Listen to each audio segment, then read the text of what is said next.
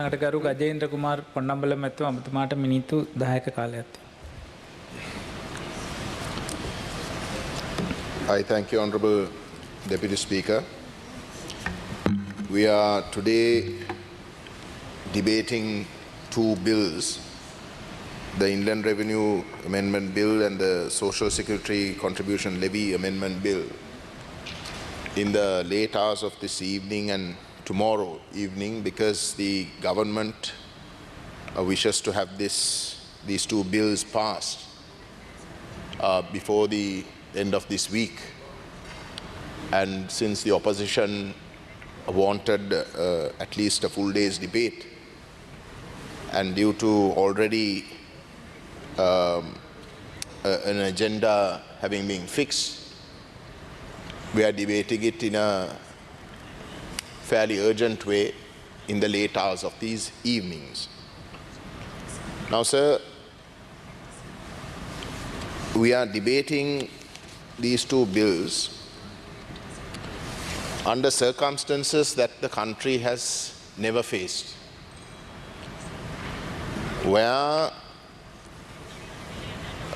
ordinary people feel that they have been bankrupted, where sections who are more affluent also are feeling the immense burden of this crisis. I don't think any section of society can say that they don't feel a huge change in their economic situation that has happened over the last 1.5 years. Now, under those circumstances, Honorable Deputy Speaker, there is a grave risk where vast sections of the country's population will begin to feel themselves as victims. I am making this point because Honorable Professor Ranjit Bandara, he spoke in very high-flown Sinhala, from what I could understand, made an extremely valid point where he, at one moment towards the end of his speech, said that there is this danger that people might feel themselves as victims, and at that point they can get together and through their victimhood or sense of victimhood, that there is a danger of something not favorable erupting. I think what he meant by that was that there is a possibility of radicalization. And that is the point, Honorable Presiding Member. I'm not an expert in economics, so I don't want to venture into a position where I want to sort of challenge on the substance of these bills and on policy. But I certainly can tell you, being a member of parliament from Jaffna and representing the Northeast, we are very, very familiar with this notion of victimhood. And when you can recognize that sense of victimhood, not just in the Northeast but also outside, and in fact the feeling that we certainly get from sitting from the Northeast is that it is rampant, then I think the country is not in a good place.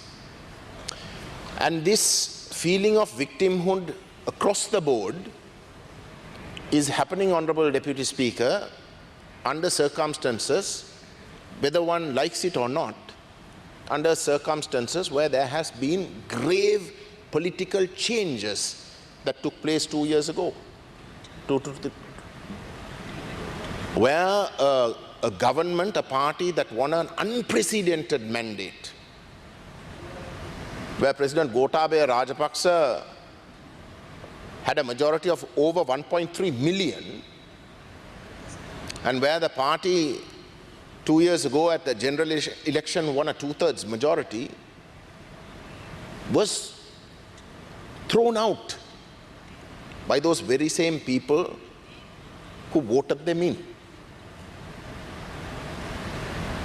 So, it is that government, or it is that party which is in government, where it had its president and prime minister resigning, then goes on to appoint a new president who actually destroyed his party, who has no standing in this parliament, as first as prime minister and then subsequently as president.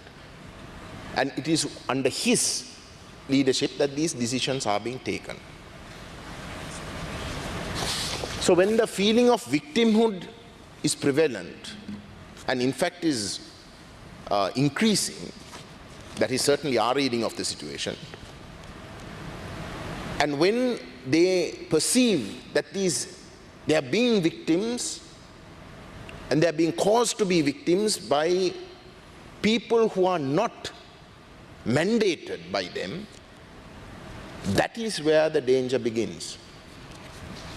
And it is for this reason, Honorable Presiding Member, today I just got a hand of the advanced unedited version of the UN Human Rights Council's report on Sri Lanka, where in the conclusion, the High Commissioner's office says this: financial support from international financial institutions and structural reforms are important steps to bring the economic crisis under control. But it is essential that the burden of reforms does not fall unequally upon some segments of society. It goes on to state, it is vital to address the underlying factors in the crisis, including corruption, centralization of power, lack of transparency and institutional checks and balances, and the unresolved legacy of conflict, including accountability. It goes on, solutions will only be long-lasting if supported by society as a whole. Both the necessary economic reforms and the historical institutional challenges affecting Sri Lanka require tremendous political capital, broad consensus, and the trust of society. Now that is, Honorable Presiding Member, Honorable Deputy Speaker, our contention, that it does not have the support of society. And quite honestly, I think the government's actions by postponing elections prove that. And this notion of victimhood is across the board. The Northeast has been, the Tamils of the Northeast feel victims. I mean, it's a never-ending story of that victimhood. But the Muslims,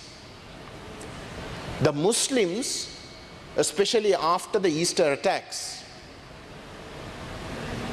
whether you want to accept it or not, feel victims, because they were deliberately targeted. And with the Channel 4 expose that came out yesterday, that has become public knowledge. I mean, if you want to have a sort of a neutral view, if that story that is believed by the Muslims, by practically every Muslim, can you imagine the feeling of victimhood on their part? And in top of that, it is on top of all of this, that you have today, because of this economic situation and because of the way in which the government's policies, especially the policies that have been highlighted by the SJB, we fully stand in agreement with the concerns that they have been raising all morning, all evening.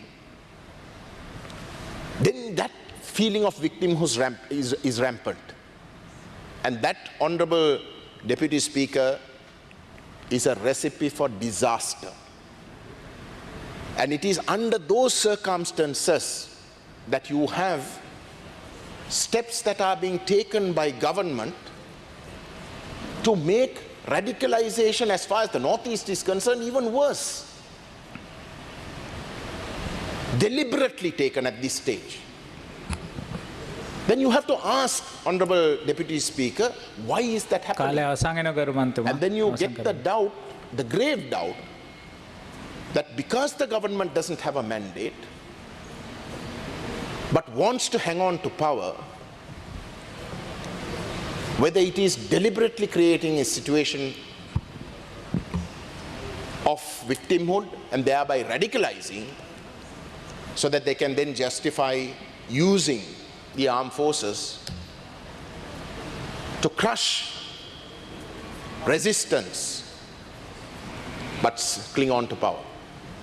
I don't think any country or any individual or any investor who wants to look into Sri Lanka and actually wants to help Sri Lanka අවසන් කරන්න ගරුවන්තුමා. will consider those circumstances as fruitful or circumstances that are conducive for the sort of investment this country needs to come out of this economic mess. Thank you, sir. බොහොම ස්තුතියි ඔබතුමාට.